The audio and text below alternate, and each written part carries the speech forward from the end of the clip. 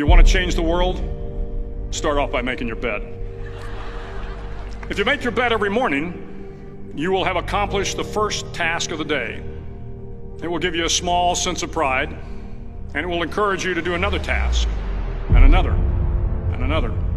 And by the end of the day, that one task completed will have turned into many tasks completed. Making your bed will also reinforce the fact that the little things in life matter. If you can't do the little things right, you'll never be able to do the big things right. And if by chance you have a miserable day, you will come home to a bed that is made, that you made.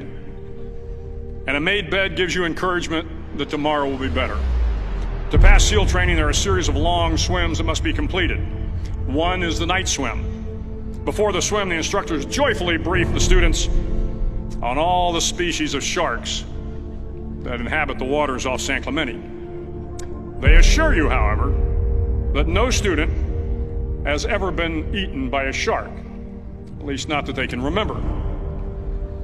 But you are also taught that if a shark begins to circle your position, stand your ground. Do not swim away. Do not act afraid.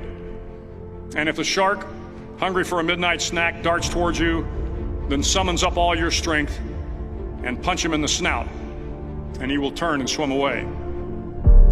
There are a lot of sharks in the world. If you hope to complete the swim, you will have to deal with them. So if you want to change the world, don't back down from the sharks. Over a few weeks of difficult training, my SEAL class, which started with 150 men, was down to just 42. There were now 6 boat crews of 7 men each. I was in the boat with the tall guys, but the best boat crew we had was made up of the little guys, the Munchkin crew, we called them. No one was over 5'5". The Munchkin boat crew had 1 American Indian, 1 African American, 1 Polish American, 1 Greek American, 1 Italian American, and 2 tough kids from the Midwest.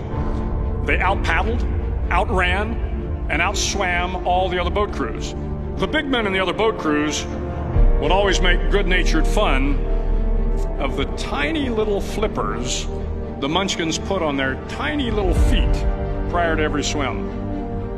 But somehow these little guys from every corner of the nation and the world always had the last laugh, swimming faster than everyone and reaching the shore long before the rest of us. SEAL training was a great equalizer. Nothing mattered but your will to succeed, not your color, not your ethnic background, not your education, not your social status. If you want to change the world, measure a person by the size of their heart, not by the size of their flippers. The 9th week of training is referred to as Hell Week. It is 6 days of no sleep, constant physical and mental harassment, and 1 special day at the Mud Flats. The Mud Flats are an area between San Diego and Tijuana where the water runs off and creates the Tijuana Sloughs, a swampy patch of terrain where the mud will engulf you. It is on Wednesday of Hell Week that you paddle down to the Mud Flats and spend the next 15 hours trying to survive this freezing cold, the howling wind, and the incessant pressure to quit from the instructors.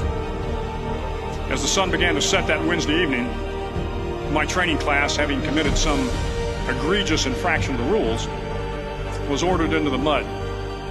The mud consumed each man till there was nothing visible but our heads. The instructors told us we could leave the mud if only 5 men would quit. Only 5 men, just 5 men, and we could get out of the oppressive cold. Looking around the mud flat, it was apparent that some students were about to give up. It was still over 8 hours till the sun came up. 8 more hours of bone-chilling cold. The chattering teeth and the shivering moans of the trainees were so loud, it was hard to hear anything.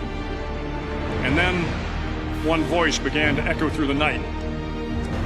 One voice raised in song. The song was terribly out of tune, but sung with great enthusiasm. One voice became 2, and 2 became 3, and before long, everyone in the class was singing. The instructors threatened us with more time in the mud if we kept up the singing, but the singing persisted, and somehow the mud seemed a little warmer, and the wind a little tamer, and the dawn not so far away. If I have learned anything in my time traveling the world, it is the power of hope. The power of one person, a Washington, a Lincoln, King, Mandela, and even a young girl from Pakistan, Malala. One person can change the world by giving people hope. So if you want to change the world, start each day with a task completed. Find someone to help you through life. Respect everyone. Know that life is not fair and that you will fail often. But if you take some risks, step up when the times are the toughest, face down the bullies, lift up the downtrodden, and never ever give up. If you do these things, the next generation and the generations that follow will live in a world far better than the one we have today. And what started here will indeed have changed the world for the better.